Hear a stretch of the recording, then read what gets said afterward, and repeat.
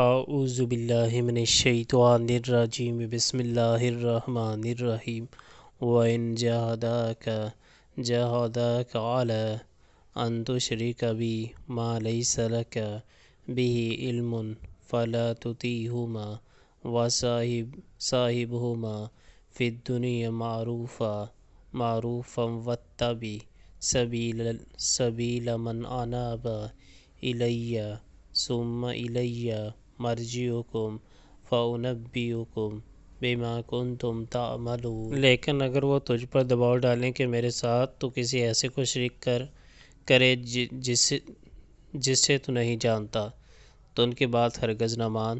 دنیا میں ان کے ساتھ نیک برتاؤ کرتا رہ مگر پیروی اس شخص کے راستے کی کر جس نے میری طرف رجوع کیا ہے، پھر تم سب کو پلٹنا میری ہی طرف ہے۔